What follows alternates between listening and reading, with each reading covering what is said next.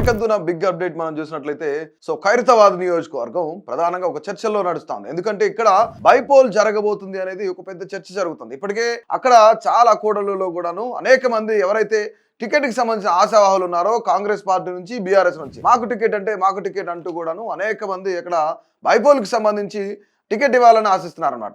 ముఖ్యంగా ఇప్పుడు ఏదైతే జూబ్లీ హిల్స్ బై ఎలక్షన్ అయిపోయిన తర్వాత కాంగ్రెస్ పార్టీ ఒక మంచి ఊపులో ఉందనేది ఒక చర్చకు దారి తీస్తుంది. ఎందుకంటే కాంగ్రెస్ పార్టీ చేసిన అభివృద్ధి కానీ వాళ్ళు ఇచ్చిన 6 గ్యారంటీలు ఏవన్నీ వాటిలో దాదాపుగా 80% మేము అమలుపరిచామని చెప్పేసి గతంలోనే డిప్యూటీ సీఎం బట్టి విక్రమార్క కూడా చెప్పిన పరిస్థితి అయితే ఉంది. ఇప్పుడు రాష్ట్ర వ్యాప్తంగా కాంగ్రెస్ పార్టీ పైన ఒక పాజిటివ్ వైబ్ ఉందనేది కొంతమంది విశ్లేషకులు చెప్తున్నమాట.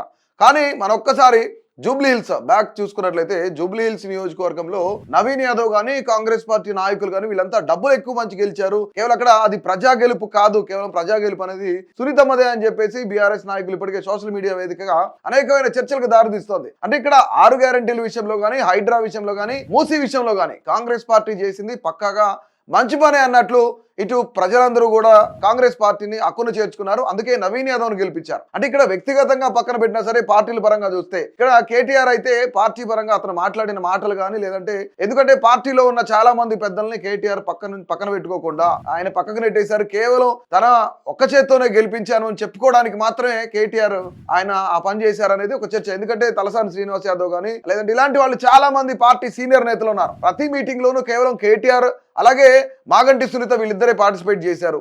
మిగతా పెద్ద పెద్ద నాయకులు ఎవరో కూడా బయటకు వచ్చిన దాఖలాలు లేవు. మల్లారెడ్డి లాంటి వ్యక్తి అంటే కొంత సోషల్ మీడియా పరంగా అతను కొంచెం ఫాలోయింగ్ ఉన్న వ్యక్తి మల్లారెడ్డి ఎక్కడున్నా సరే కొంత అక్కడంతా కూడా ఆ గ్రౌండ్ అంతా కూడాను కొంత వైబ్రేట్ అయ్యే పరిస్థితి.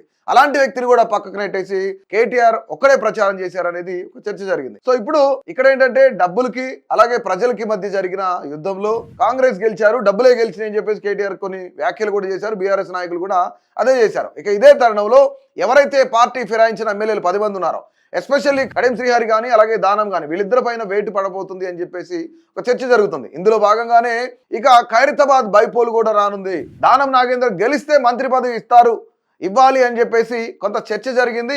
ఇప్పటికీ ఆయన గతంలో కూడా 2 రోజుల క్రితం ఢిల్లీ పెద్దలతో మంతనాలు చేశారు అనేది సోషల్ మీడియాలో ఒక వార్త అయితే చక్కర్లు కొడుతుంది. అయితే ఖైరతాబాద్ నియోజకవర్గానికి సంబంధించి ఇప్పటికే కాంగ్రెస్ పార్టీ అభ్యర్థి దానం అనుకుంటున్నారు. కానీ అక్కడ చాలా మంది ఆశావాహులు ఉన్నారు. గతంలో పోటీ చేసిన విజయారెడ్డి కానివ్వండి, ఇంకా చాలా మంది యువకులు అక్కడ కొంతమంది కార్పొరేటర్స్ కానీ వీళ్ళంతా కూడాను టికెట్ల కోసం కాంగ్రెస్ పార్టీకి సంబంధించి లాబింగ్ చేస్తాను అన్నారు కాంగ్రెస్ పార్టీలో పెద్దలతో. కానీ ఇక్కడ ముఖ్యంగా దానం నాగేందర్ కనీసం 200 కోట్లైనా ఖర్చు పెట్టడానికి సిద్ధంగా ఉన్నా అనేది ఇక్కడ తన సన్నిహితులు ఎవరైతున్నారో వాళ్ళందరితో కూడా చెప్పారు అనేది ఒక పెద్ద చర్చ జరుగుతుంది. అయితే దానం నాగేందర్ గత 2-3 రోజుల క్రితం ఆయన ఢిల్లీలో ఏఐసిసి నేతలు ఎవరైతున్నారో వాళ్ళందరితో కూడా కొన్ని మంతనాలు జరిపారు.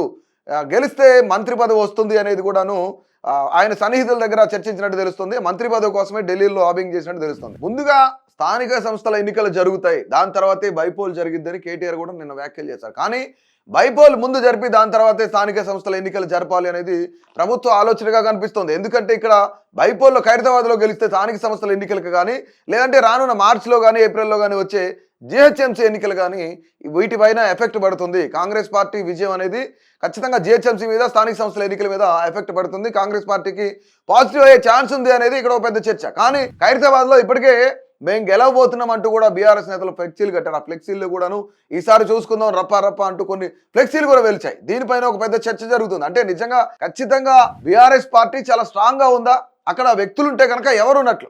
అంటే అక్కడ ప్రెసిడెంట్ ఖైరతాబాద్ ఇన్ఛార్జ్గా ఉన్న మన్నే గోవర్ధన్ లైన్లో ఉన్నట్టు తెలుస్తుంది. అతనితో పాటు మరికొంతమంది ఆశావాహులు కూడా టికెట్ ఆశిస్తున్నట్టు తెలుస్తుంది. ఒకవేళ నిజంగానే దానం నాగేంద్ర పైన ఖైరతాబాద్ ప్రజలందరూ పాజిటివ్గా ఉన్నారా, రాజీనామా చేసి మళ్ళీ బైపోల్కి వస్తే యాక్సెప్ట్ చేసే ఛాన్స్ ఉందా అసలు? అంటే ఒకవేళ నెక్స్ట్ 7 days లోనే వీళ్ళపైన కడియం శ్రీహరి పైన అలాగే అరికపూడి గాంధీ పైన దానం నాగేంద్ర పైన ఒక డెసిషన్ తీసుకునే అవకాశం కనిపిస్తుంది. ఎందుకంటే ముఖ్యంగా జూబ్లీ హిల్స్ ఉప ఎన్నిక ముగియగానే ఇక్కడ త్వరలో మళ్ళీ ఖైరతాబాద్లో ఉప ఎన్నిక రానుంది అని చెప్పేది ఒక ప్రచారం జరుగుతుంది. ఇదంతా కూడా ఒక రాజకీయ వాతావరణం జరుగుతూ ఉన్నది ఇక్కడ.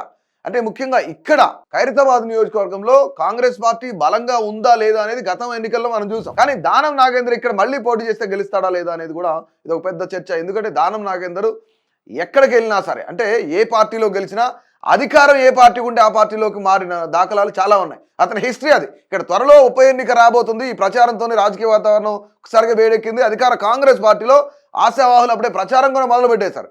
ఇక బీఆర్ఎస్ కూడా తాము సిద్ధమంటూ సోషల్ మీడియా వేదికగా సంకేతాలు పంపుతుంది. 2023 ఎన్నికల్లో బీఆర్ఎస్ తరఫున గెలిచిన దానం నాగేందర్ ఆ తర్వాత కాంగ్రెస్లో చేరి సికింద్రాబాద్ లోక్సభ స్థానం నుంచి పోటీ చేసి ఓటమి పాలయ్యారన్నమాట. అయితే పార్టీ ఫిరాయింపుల విషయంలో సుప్రీంకోర్టు కఠినంగా వ్యవహరిస్తుండటంతో దానం నాగేందర్ తన ఎమ్మెల్యే పదవికి రాజీనామా చేయక తప్పదనే ఊహాగానాలు కూడా జోరుగా వినిపిస్తున్నాయి. ఈ నేపథ్యంలోనే ఖైరతాబాద్లో రాజకీయ సందడి నెలకొంది. ఈ అవకాశాన్ని అందిపుచ్చుకునేందుకు కాంగ్రెస్ నేతలు ప్రయత్నాలు ముమ్మరం చేశారనమాట. అయితే కొంతమంది మాజీ కార్పొరేటర్స్ కూడా టికెట్ కోసం ఎదురు చూస్తూ ఉన్నారు. ఉప ఎన్నికలో టికెట్ తనకే కేటాయించాలంటూ కూడా కొంతమంది కోరుతూ కూడా ఖైరతాబాద్ చౌరస్తాలు ఏవైతే సర్కిల్స్ కానీ ఫ్లైఓవర్ల మీద కానీ ఇక్కడ ఇతర కూడల్లో కూడా భారీ ఫ్లెక్సీలు ఏర్పాటు చేస్తున్నారంట. అయితే మరికొందరు నేతలు నేరుగా ముఖ్యమంత్రి రేవంత్ రెడ్డిని కలిసి తమ అభ్యర్థిత్వాన్ని పరిశీలించాలని కోరుతున్నారంట. మరోవైపు బీఆర్ఎస్ కూడా ఉప ఎన్నికకు సై అంటుంది. రప్పా రప్పా అంటూ సోషల్ మీడియాలో పోస్టులు కూడా పెడుతూ కార్యకర్తలు ఉత్సాహం నింపుతుందన్నమాట. ఎన్నిక ఎప్పుడు వచ్చినా సరే ఎదుర్కొనేందుకు సిద్ధంగా ఉన్నామని చెప్పేసి స్పష్టం చేస్తోంది. దీంతో అధికారిక ప్రకటన రాకముందే ఖైరతాబాద్ నియోజకవర్గంలో రాజకీయ వేడి అనేది ఊపందుకుంది.